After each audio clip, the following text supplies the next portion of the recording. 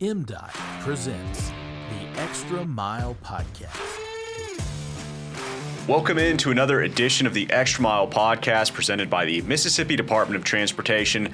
I'm Paul Catul, and as always, I'm joined by my co-host, Will Kraft. We are really cruising along towards hopefully the end of the legislative session soon, getting towards the middle of March here. And with that in mind, we have a really great guest on today. We have State Senator Briggs Hopson. He represents District 23, that's Issaquena, Warren, and Yazoo counties, and relevant to us, he is the Senate Appropriations Chair. Senator Hopson, thank you so much. I know you're really busy. Thanks for coming over and speaking with us. Well, thank you, Paul. Let me correct one thing. I'm also Madison County's in my district. So we'll include Madison. I've got part of Madison County in the district, so I've got 4 counties that I represent now. There we go. Throw it in there. So we like to start off with a softball question for the first-time guest. So I know you're an attorney, a lawyer by trade. How did you get into the political elected official realm? Well, I had never done anything politically, never run for office, never really thought about it too much until a few years before I did run. And I've always been the kind of person that's been hands-on, trying to get things done and make improvements in my community. I was just kind of raised that way. It's the way my parents are and were. My dad's passed away, but I got to a certain point where I felt like Mississippi could do a lot better than what they were doing, and I felt like I needed to contribute more, and I felt like I could do it at the state level. And part of that was to see if we could make our education better in Mississippi, and I feel like we have, and we're on the right path. Another thing is to try to improve infrastructure and try to make our roads and bridges better and safer, and to promote economic development is another area where I think we probably didn't do as good of a job as we could have at the time. And you know, there are a few other things. Healthcare is obviously a big issue in the state, so trying to make improvements and make Mississippi a lot better place than when I first got involved. Love to hear that. Yeah. I love that old saying, live it better than you found it. So absolutely. Well, and you've served in numerous roles since you've been here at the Capitol, but have you knocked out everything that you wanted to get done already? Not everything, but I feel like we've made a lot of progress, yeah. I did serve as Judiciary A Chair. I served as the Energy Chair for a couple of years and now Appropriations Chair. So I've been in good spots. I served as Vice Chair of Public Health for a couple of years. And, you know, it's been very rewarding in many ways. It's been frustrating at times. That's one of the things about politics, that if you're in it, you know there's some good days and bad days. And one of the things that I always say is it's like any other job. You know, you have good days and bad days in any job. And but I take it to heart that there is a calling for those of us that are there to try to make our state better. And that's what I try to do every single day. Absolutely. And for those that may not know, again, as Paul mentioned, serving now as the Appropriations Chairman for the Senate. For those that don't know, how would you describe that role? Well, the biggest thing is we're the, you know, this sounds funny, we're the ones that spend the money in the state. Sure. People contrast the finance chair, which is my good buddy and colleague Josh Harkins, on one side of the chamber or one side of our Senate, and then I'm the Appropriations Chair on the other side. So he's in charge of making sure that all the revenue is right, that taxes are kept at a good rate and a low rate. And once that money comes in, then the appropriations side, my committee and I and others, really everybody in the legislature, has to decide what's the best budget for the state, and that's what we try to do. And that's funding all the state agencies. It's taking care of some projects that may not be state projects, but that we deem as a whole are good for the state of Mississippi to help with things like economic development or health care. I mean, you've seen the last few years there have been a lot of expenditures and things that we thought were important that came through in ARPA funding. Infrastructure being one of those. I know we'll talk about that, but my philosophy has always been to be a good steward, be the best steward I can of every citizen's tax dollar. That's my, I think, number one goal as a legislator is to be a good steward of the citizens' tax dollars. That's good to hear. And you kind of mentioned a little bit. Let's talk about the big one. That's Senate Bill 3095. Mm-hmm. Can you kind of break that down for us? I know there's a little bit in there for infrastructure. Yeah, sure. Well, can I go back a little bit on Certainly. Infrastructure? I think this is important to understand that for those that probably watch this podcast, they know that there was a major plan in 1987, and it included a gas tax to our current gas tax level. And unfortunately, it was not indexed to cost, and so we have found ourselves in a place where we can't keep up without something extra, can't keep up with the maintenance of our roads as we should, and certainly it's hard to develop additional roadways and additional bridges that are needed for projects around the state. We've seen growth areas where they have to have better and more infrastructure. And I'm going to go back a little less than 1987, go back to about 10 years ago when we started a couple of things. The lottery was one where some additional funds came in, and we voted to put the first $80 million into the lottery into infrastructure, and then some additional funding that we took out through some other means and restructured some of our funding to ensure that there was money going into not just MDOT, but state aid, road, right, and at the local level too. The local level would be largely through use tax and sales tax diversions, and that's something that I feel good about. We've helped at the local level quite a bit by making sure that they get a share of the sales tax, and the county's getting use tax too. So those have helped in the infrastructure arena, but we're still having a hard time, and but for ARPA funds and maybe some CARES Act funds that came in after COVID, we would be well short of where we need to be on infrastructure funding. But the idea, and this is something that your Executive Director, Brad White, and I have discussed, and your commissioners too, is to have a sustainable model. That's right. Because although right now I think MDOT and State Aid Road, counties and cities probably in the last couple of years have done okay on the number of projects and the amount of money that's gone in, the problem you have is that's going to run out, and we need a model that is sustainable. Having said all that, you look at Senate Bill 3095, which was a Senate plan. It included a 2-cent grocery tax reduction. So right. We started with a 2-cent grocery tax reduction there. It included an income tax reduction from we're not even at 4% yet. Y'all know, right. If you'll remember, we stepped down our 5%. It's going to 4%, but that's a further continued step downs to a 2.99, just under 3% income tax. And then the third feature was the gas tax, which was a increase of 3 cents per gallon over 3 years. So, and it would be indexed. So we would have it where it could have an inflationary component as prices go up, and we all know that they have in time, and will continue to go up in time. I mean, that's one of the things that I say to people all the time, especially as an appropriations chair. I realize government is not immune to inflation. Sure. A lot of what we do, roads and bridges being a great example, inflation's going to drive the cost of a new road up. It's driven it up dramatically.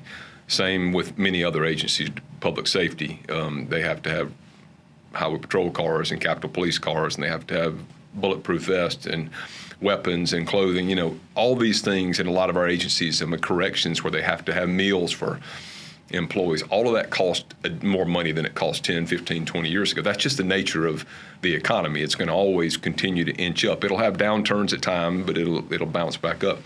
So what we needed to do is make sure we had a model in place for gas where we can keep up with the cost of infrastructure. So we've got the best possible roads and bridges we can have in Mississippi.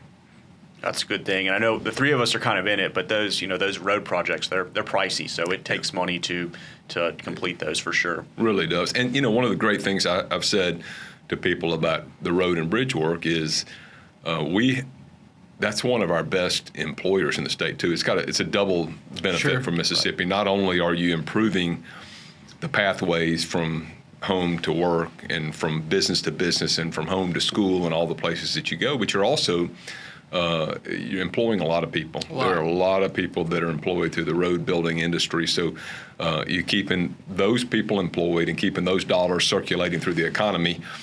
And that helps keep taxes low and also helps give us the things that we want in Mississippi to make it best for our citizens to live here. Excellent. Hear, hear. Yeah, cheers to all those points. Absolutely. Sure. We're big fans of the legislation, no doubt. Saying all that, where are we right now with that bill? Yeah. Well, the House has had a proposal, House Bill 1, which I think a lot of folks have contrasted the two Sure. plans. They had a plan that also increased the money for infrastructure, which was a percentage base instead of a cent base, what we did in the Senate. Right. Theirs was a percentage base increase on gas tax. They also had a step down to an elimination of income tax. They had a sales tax increase, and they also had a grocery tax. I think the net effect of their grocery tax was about a 1 cent decrease on groceries because they had some triggers going in for locals, Sure. Local options. The long and short of it is that we started in one place, they started in another. I know there are discussions taking place right now. I've been involved in some of those, but largely being led by our Finance Chairman Josh Harkins in the Senate, Ways and Means Chair Trey Lamar in the House, and those two are getting together. And then if we can meet and come to some agreement on what we think is most important for Mississippi, and then certainly it'll go broader to the rest of the members in the two chambers and see if there's consensus on what needs to be done. So we're looking for the marriage of the two pieces of legislation, I think so to speak. I don't think anybody would suggest that either Senate Bill 3095 or House Bill 1, as it's written, is going to be the answer. I mean, I'd love it if Senate Bill 3095 is going to be, because we think that's a good plan that we think we can live with and budget in Mississippi. It's not going to be, it's not going to cause a disaster in the state. And I'm not suggesting theirs is necessarily, but I think ours is based on pro formas that we've run, and we've run numerous pro formas on our plan. We've run pro formas on both plans, and we just feel like that Senate Bill 3095 would be the better plan. Having said that, I know discussions are taking place to see if there's some compromise there. Optimistic things are something can. We're going to have that thing ready to sign today, right? Yeah. I don't think that's going to happen, but anyway. Moving in the right direction. Hopefully moving in the right direction. There we Love go. to hear it. Yeah, Yeah. absolutely. I think we kind of hit all of Senate Bill 3095. And anything else kind of going on in your world that you want to get out to your constituents? Well, there's a lot happening. You know, I'm hearing from a lot of people. I'll just mention a few of the hot topics around the Capitol. There are always education issues. There are going to be some there. Two big ones this year are legislative and judicial redistricting. And those that haven't paid much attention to this, you might ask about legislative redistricting and say, well, wait a minute, that just took place recently. And it did. The courts came back, the federal courts came back and said that there were 2 Senate areas and 1 House area that needed to be redone for potential violations of the Voting Rights Act. And so they have given the legislature the option to redraw those areas to see if they could come up with something that was suitable. Each chamber has submitted a plan. The House bill dealt largely with the kind of northeast Mississippi area around Columbus and Houston, Oklahoma, maybe up into Tupelo a little bit. The Senate plan had 2 areas. One was up in DeSoto County and maybe Marshall, or into Marshall County a bit, down into the Delta some, Coahoma, and maybe even Tunica County. The other area in the state for the Senate was in the Hattiesburg area, and so that Hattiesburg area will certainly be affected. And there are about 10 Senate districts that are being affected by that plan. So those are 2 big topics that have been controversial. There's always you're going to have a few criminal law issues, civil law issues that are going on right now, and but there's always something you can't look down for 2 seconds and look back up and not find another issue to deal with. And this year's not unlike any other year. There's a lot of issues out there to be discussed. Absolutely. Well, you and your colleagues do a lot of good work over there. Lots going on. Thanks. Yeah, we greatly appreciate it. Absolutely. Without further ado, we'll sort of roll into the fun questions here, the ones that might trip you up a little bit. You got to give some real thought to these out of the box for you. As a podcast, as a people, we like to eat. Number one, maybe number one. And number 2, we love some music. Those could, I guess, flip-flop either way, first or second position there. But we spend a lot of time running the roads in Mississippi. We certainly do. I can only imagine you do. I think home base for you is out in Vicksburg. Correct. Yeah. So is there a good old hole in the wall somewhere, a great place to eat that maybe you don't get to go by very often? Wow, that's tough. I like to stop in holes in the wall and test them out. Sometimes I'm lucky and they turn out to be really good. Every now and then you get a kind of a dud. But we've got a bunch of them in Vicksburg. So many good restaurants, and I would not want to choose a restaurant in Vicksburg because some of my best friends and clients even are restaurateurs. Very so fair. I'm going to stay away from Vicksburg. Certainly, and I'll stay away from Jackson because a lot of us eat there. But I enjoy. There's several places throughout the Delta that I enjoy going to. Obviously, Doe's is an institution, and for a fun time, it's hard to beat that one. Very hard to beat. But there are so many good restaurants in this state. I love our food here. I lived on the coast for about 3 years, and so many good restaurants down there too. That again, if I started naming restaurants, some of my buddies are restaurateurs there too. So I'll be careful. I want to tread lightly when I'm talking about favorite restaurants. Sure. There seems to be a theme going with the coastal delegation. Every time we get one of them on, there seems to be always a beverage or a cocktail associated with the restaurant recommendation. So I know they're on the right plan. There's no doubt there. Shameless shout out. I will say Vicksburg. I think it's Walnut Hills. Man, I was just introduced to that last year. Incredible. I will be coming back very soon. Yeah, great restaurant there in Vicksburg, Walnut Hills. My office is real close to that, so as much as I enjoy Walnut Hills, I have to sometimes put up that barrier there because I could eat there all the time, and it's so good. And it's been around for a long time, and it's got a lot of fans too. That's kind of how I am with the farmers market downtown here now. It's fried chicken 5 days a week, and doesn't take much else than that to get me to go. Tough for the physique and you eat that fried chicken all the time, but it's awfully good. That's right. Yeah. No doubt. Doe's definitely a repeat appearance on the podcast over and over. All right, so Will said it. We love food, but also in MDOT Public Affairs, we love music. So is there a concert over the years that has stuck out to you that you have attended? Wow. That is a tough one. I'm not a big concert goer, frankly. I don't have time to go to many concerts.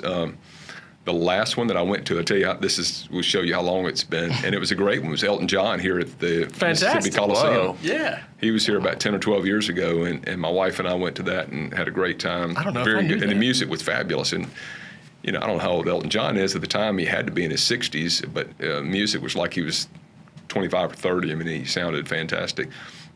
My one concert that I want to go to that I've never been to is U2. Okay. My favorite college band, and just never have been able to make it to a U2 concert. So I'm hoping before those guys hang it up, I can make one concert. I don't think they're going to be like some of these other bands, just go on forever. They'll outlive me. Sure. My brief exposure to U2, and this wasn't even their fault, I think. Remember when everybody got that album downloaded to your phone just automatically? That was like 15 years ago or something. That's an excellent. First off, though, getting to see Elton John live here in Jackson, that's pretty cool. I don't know if I even realized he ever came here. Mm-hmm. Yeah, he was here, and it was really, really good. I was amazed at how good it was. So I just expect, you expect when a performer gets older, they're not going to be quite as good. He was great. That's incredible. Yeah. Elton John. There you go. Elton John, and we'll get next time U2 plays at the Sphere. You got to get out to That's Vegas. right. There we go. Go check him out. I'll work it into my schedule. I've got so much free time in my schedule. Right. So I'll just slip out there and all that extra time I've got. Absolutely. Well, Senator Hops, we sincerely appreciate you coming over. I know there's a lot of balls in the air right now. Thank you for joining us. Thank you, Paul. Good to be with y'all. Absolutely. Yes, thank you. Will, thanks. Appreciate it. All Absolutely. right, guys. Paul Rapp here. Yeah, we'll go ahead and wrap it up. Thank you to our listeners, our viewers, for tuning into the Extra Mile podcast. You can watch and listen to episodes by visiting gomdot.com/the extra mile. Follow us on social media at Mississippi DOT is the handle. We want to thank Roy Atkins for stepping in and helping us cruise on the road. A little spring break action. Remember to drive smart out there on Mississippi highways.